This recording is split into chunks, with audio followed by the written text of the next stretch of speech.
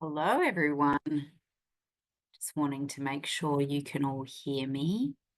Drop a little note in the chat if you can. Maybe drop a note and say where you're coming in from. I'm on the lands of the Kaurna people of the Adelaide Plains and very happy to be here, recognise and respect the traditional owners of all of the different lands that we come in from today.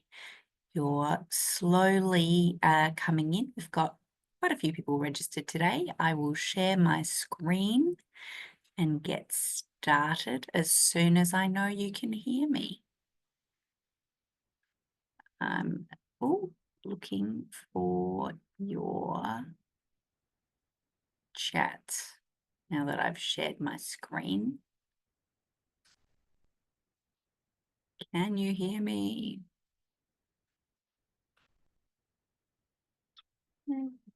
Yes. Okay, Stephanie, you have saved the day. Fabulous, Michelle. Thank you, Sharon. All right. Well, I'll get started then now that I know I'm not just talking to cyberspace, which would be very awkward. All right. Today, I'm going to have a discussion with you all about implementing an owner's agreement in your medical practice or allied health practice, which is a really important discussion. So thank you for joining me today. Look, I know that I do this every webinar that I have, which is a disclaimer. You'd be disappointed and miss it if I didn't do it. This presentation is for general guidance. I've seen that in registering today, some of you have asked some quite specific questions, which we're very happy to chat to you one-on-one about, but legal advice needs to be taken in relation to taking actions on specific issues. So I'll just remind you of that. But nevertheless, I do hope you get a lot of value for coming along today. Who am I? My name is Sarah Bartholomeusz. I am the owner and principal of a law firm called U Legal. If we haven't met before today, hello, it's lovely to meet you. If we have, it's great to see you again. I've been in business now for 11 years and working specifically with medical practices for a large portion of that. So much so that I've written a book. It's called Growing a Medical Practice from Frustration to a High Performance Business. And it's a great handbook if you are starting a medical practice, you're not happy with where your medical practice is at, and applies equally for allied health and dental practices as well, because the regulations are all very similar. So I come from a family of medicos, particularly surgeons, a GP, a dentist, a nurse, a physio, so a range of health professionals. And I had noticed that the way that professionals dealt with them when I was at wider family events didn't always seem to be in the best interest of that health professional. And so I'm very passionate about protecting practices. And look, today's session is really a very critical way for doctors and health professionals to protect businesses that they own. So an overview, I guess, just like as a particular or as somebody who's attended today, having a think about where you and your fellow owners or clinic owners are now, because I know that we don't just have medical practice owners. Sometimes practice managers come along, even people who support people within our industry come along to these webinars. So having a think about where you are now and where you might go, what could happen and how you could protect yourself. So more specifically, I'm going to look at a 5-step protect protocol to help you own the uncertainty while you also own a practice, because we just can't predict what the future holds, as we all know. And so we'll talk a bit more about that as well. The key concern for clinic owners is the uncertainty that lies ahead. And I talk to a lot of clinic owners every week, and one of the things that keeps them up at night is that uncertainty around what's going to happen in the future. And I think just being a business owner kind of makes you a lot more open to those risks and a lot more cautious potentially about risks. And we see different different people within medical and allied health have different approaches to that. But what we see is that you are some of the most aware people on the planet about how life can be unpredictable in relation to people's health. You know, we lived through a pandemic. Accidents can happen, those sorts of things.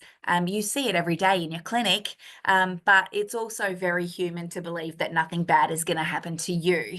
But nevertheless, as professionals, we do invest in insurance, so we do know that it can happen. So on that note, let's get started and introduce you to the 5-step Practice Protect protocol. There's 5 steps that you need to take to implement an owner's agreement in your practice if you haven't already. The first step is really to know your legal entity. A lot of people that we speak to, be it a practice manager or owner, don't really understand the legal entity that runs your practice. And what we're calling that entity nowadays is the service entity. That's the entity that has the lease. It has key agreements with staff. It buys consumables. It maybe has petty cash. All of those operational things. It has a contract to have Wi-Fi or to have a CRM or practice management software in place as well. So that's the entity. But what is it? We're really only interested in for-profit entities today. So, you might, if you're a small practice, or even some practices that have been around for a long time, are run by a sole trader doctor. You might be a company, so a simple proprietary limited company. Many practices nowadays are run as a trust. That's often a unit trust, and sometimes there's a family or discretionary trust in the mix as well. You could run as a partnership, some medical practices do, or a joint venture. It's a little bit more rare, but potentially you do. And then shareholder or unit holder entities can be any one of these sorts of structures as well, just to complicate things a little bit more. So if you need to know where to find that, your accountant will know. You might have it, I don't know, in your Xero account if you use Xero for accounting purposes. The ASIC website can help tell you if you're a company, but the type of agreement that you will need is really very dependent on how your practice is structured. So something to keep in mind, a practice often has a business name that's different from their legal entity name, or it might have multiple business names if you have multiple locations. So for example, it might be ABC Proprietary Limited, trading as ABC Medical Centre. So ABC Proprietary Limited is the company, trading as ABC Medical Centre, which is the business name. ABC Medical Centre is not the entity name, it's the trading name or business name. And you can see that doing an ABN search. It'll show you what the entity is, and then also what the what the trading name or business name is. So the trading name is generally what the practice is commonly referred to.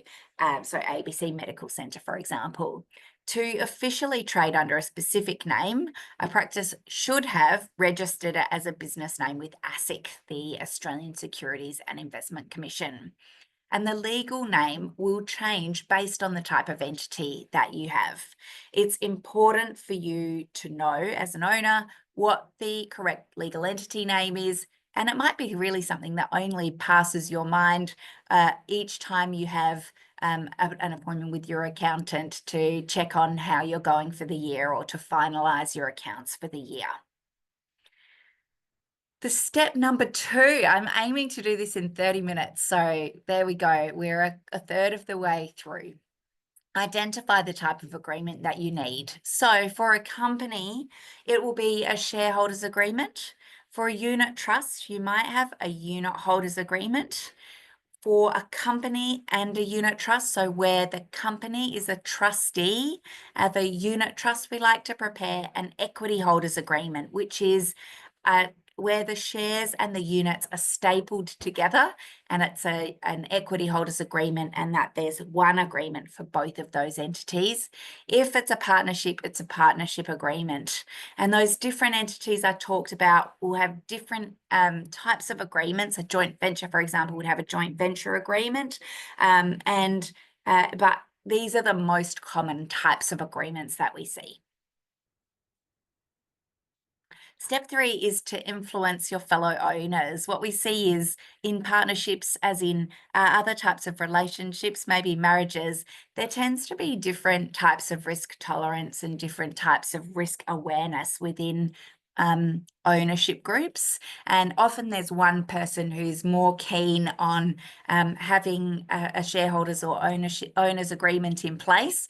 So just knowing how to, if you're that person, how to influence your fellow owners. And I thought the people who are most interested in this are most likely to turn up to a webinar like this as well. So maybe the more risk averse if you identify yourself that way. So I guess one thing to know when you're trying to talk to other owners about this is setting the rules now means that if there's an issue, which might be good, might be bad, to consider, you've thought about it and agreed on a way forward about how you will deal with it. When you had level heads and there was no extreme feelings or emotions in play, which when something very good is going to happen or something not so good is going to happen, it can really affect how your how you interact with each other. And so yeah, having something in place can really help like this. And we know that for some health professionals, they aren't that familiar with having conversations like this. So I just want to encourage you to be brave, let them know that it's been keeping you up and you're worrying about it, and that and why in your practice's situation you think it's particularly important. So if there's more of you, then a larger practice might have more moving parts and less certainty about the future, which makes putting an agreement like this in place really helpful for people who are nervous about these changes. So strategies to ensure alignment can be really educating your fellow owners on the risks of operating without an agreement, which we'll talk about a bit today. Highlight the benefits, including having clarity between each other, stability and conflict prevention, and then encouraging open conversations is really important. And ventilating that before you finalise an agreement with a lawyer can be really helpful for everyone involved as well, so that you know where you are, where you want to go together. Overcoming resistance. So common objectives from partners we see is we don't need this, and just an encouragement to explain the risks of not having an agreement to them. It all feels too complicated because there's some issues that you need to think about and face that maybe you haven't, or people are reticent to. But emphasising the long-term benefits and the legal protections that come with doing that can be really useful. It costs too much is something that we hear from time to time, but it's a drop in the ocean compared to the cost of a legal dispute without an agreement being in place. And you pay for insurance. It's like a one-off insurance cost, really, putting an agreement like this in place. So a quick recap, the first 3 steps: 1, know your entity; 2, identify your agreement; and 3, influence your fellow owners. And then finally, prepare the paperwork as step 4. So the type of paperwork will depend on the type of entity you have, but nevertheless, all of the types of questions that you're going to be working through together will be the same, whether it's a shareholders agreement, a partnership agreement, a unit holders agreement, or an equity holders agreement. So you want to be ensuring that the agreement includes the roles and responsibilities, clarifying the duties of each owner. I talked to a doctor, 2 doctors that are in partnership together recently. One of them was working a lot less than the other person, and so I encourage them to either review or update their shareholders agreement to make sure that there's no like bad feelings towards the other one who's maybe feels like they're doing more of the clinical work. The other person was doing more of the admin business management side, which has value as well. So making sure that's captured and clarified in how you're going to work together. Working out decision-making processes, which will define voting thresholds, whether it's a 50% ownership, a 75% ownership, or unanimous, depending on the types of decisions that need to be made. And this can be more complex where there's owners with a smaller shareholding versus maybe more established owners who have a larger shareholding. But we can definitely help you work through that together. Dispute resolution. So what happens if there's a dispute between the owners, making sure that there's legal steps that are clear if you can't resolve things together. And sometimes that might be if the company or trust has a very trusted accountant that you've been working with for a long time. That person might be an initial first step to help to resolve a dispute. Rather than going to a legal process.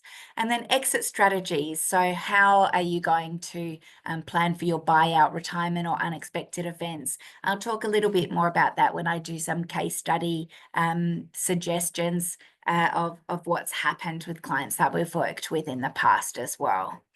Preparing the paperwork, these are the issues I just talked about. So making sure that you understand who's a director, who's a shareholder and in what capacity, and the percentage of ownership that each party has. Then also decision making, how the decisions are going to be made, like what does require 100% of a vote of approval. Can any of these decisions be outsourced to your practice manager as an executive manager and trusted person in the team, or are you going to want to sign off on payroll every week, for example? Having an owner's agreement that specifies how decisions are made can help reduce the risks of disputes in the future. Can also include mechanisms of resolving deadlocks and decision-making processes, which is really important when you have an equal number of shareholders, so 2 or 4. A deadlock can occur a lot more easily than if you have 3 or 5 people who are owners in the practice. Accountability. So who's responsible for what and how and when will they be paid? Who's responsible for the day-to-day running of the business? Is that something that you've already got an executive manager working through, or is that something that you are going to be having one particular person in the practice responsible for? Good questions. Disagreements and disputes. So the owner's agreement should give you some guidance over what to do if there's a dispute, and can include provisions for how disputes need to be resolved. I talked earlier about an accountant being there. If you need mediation, like a properly trained mediator as a next step, maybe that's included as well. So making sure that you've thought about it and talked about it, and that if a dispute does arise that can't be resolved within your ownership group, that you know what the next steps are and the timeframes that are set out in the agreement too. So sale, transfer, and exit strategies, usually planned exits. So if somebody wants to leave, making sure that there's a transfer of shares or units that are clear on how the practice owner can work in the area after they leave, whether or not they can transfer their ownership to a third party that's not agreed by the other partners is important. And then also including drag along and tag along rights. So if the majority of partners agree, can one person who's holding out be brought along if a deal, for example, that you're entering into is too good to refuse, can help simplify things and avoid disputes in the future as well. As part of preparing this agreement, we also always suggest an insurance-backed buy-sell agreement be entered into. So this is a life insurance policy essentially for the partners, and can help set out what happens if a shareholder accidentally has an accidental death or dies because of an illness, or becomes totally and permanently disabled for work. And this can really help the other partners get back to work at the time of a great shock. It's not a business sale agreement, and it differs from an owner's agreement, and it's a really important document when there's multiple owners. It generally facilitates the remaining owners to acquire that interest, as well as restrict it from being transferred once a trigger event has occurred. So common trigger events which we see in well-drafted buy-sell agreements for medical practice owners include death or incapacity, retirement, attempts to sell, termination of employment, bankruptcy, loss of registration, which we see from time to time. And the crux of it, it does dictate how the owner's interest will transfer if there's an exit, and allows remaining shareholders or partners the option of purchasing the interest before an outsider becomes an owner. And this can have various benefits like promoting continuity of the business and management. So it's an insurance-backed document, so there does need to be a policy in place, but we can draft these in advance of a policy being entered into. And what it means is, the insurance policy will pay out the beneficiaries of that person who dies or becomes permanently disabled, and the current owners become owners. So as a business, you've paid for that insurance, and you get that extra equity as part of that accident or health incident or whatever it is that's happened that we've talked to you about being a trigger event. And it can be a win-win, particularly where the owners are young. Sometimes when owners are older, they don't see the benefit as much. But then when younger members of the team might join the ownership team, it does become more relevant. So it does avoid a major cash flow problem for surviving stakeholders, and enables the partner who's left or died to be quickly paid, depending, of course, on how the insurance claim is made, proper value for the shares, and it protects the other partners for unwanted third parties becoming involved in the decision making of the business, and partners who might not be doctors as well. So they might not be able to participate in the same way that the outgoing partner had been participating, or add the value that they were adding. Just a reminder from the Buddha that nothing is permanent, even though, as I did say earlier, I think humans have this kind of way of living where we don't think anything bad is going to happen until it does. All right, a case study. So we had a matter where we acted for a director and shareholder of a clinic. There were two shareholders in the company. They started it together and they made it incredibly successful. They had a company constitution, but no shareholders agreement. And then one shareholder had to stop working very quickly because of health reasons and left the business immediately, which was a big shock when there's been two of you to only have one. Our client was the partner who was left, and she was in a vulnerable position. In trying to resolve the issue by relying on the constitution, she did come up with some serious expense because it wasn't a negotiated agreement she was dealing with. So the company constitution didn't deal with how to value the business for sale, what to do in case of improper or illegal actions by one of the shareholders, which had happened because the shareholder hadn't been well for some time and hadn't been really doing what they needed to do. And it didn't include any restraint for that person. So it was a very challenging to resolve, happened eventually, but it wasn't easy.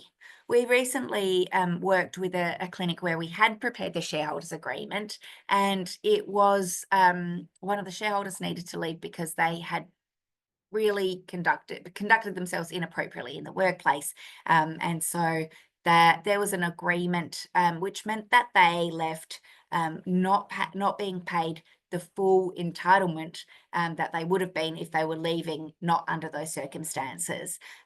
So that was a good kind of resolution for the existing owners, not great for that person, but they had all agreed to it, that if they were going to be a bad leaver, is how we describe it in a shareholders agreement, that they would get what they bought in at when they came out, rather than whatever it was that they'd grown the business to be. So something to think about, because actually we've worked on a few where practices have had people leave under a bit of a cloud, and if they then have to pay people out at the full valuation, it can lead to a little bit of discontent within the existing ownership group.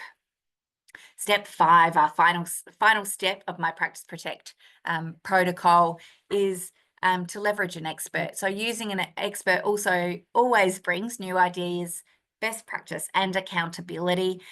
Putting it on your list of things to do can definitely happen, but having engaged someone and working with someone can really bring that new accountability to you. Hopefully you've got new ideas in your head that you didn't have when you logged in today as well.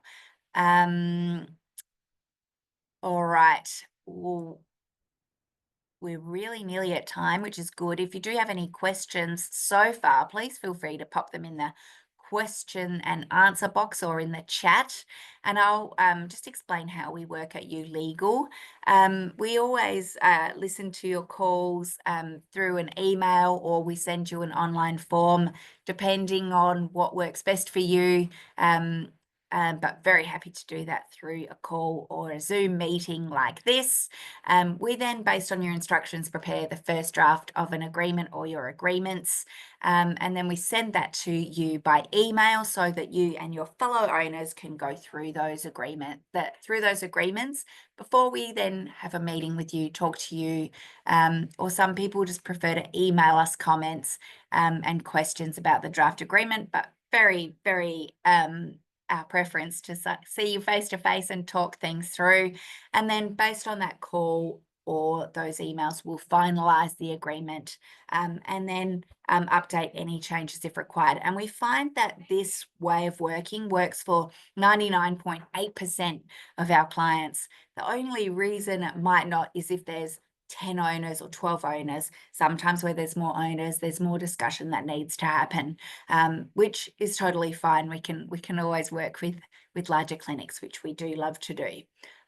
So just to give you an idea of how we work, we do try and simplify things as much as possible, because we know that all of our clients are very busy professionals, and we want to respect that.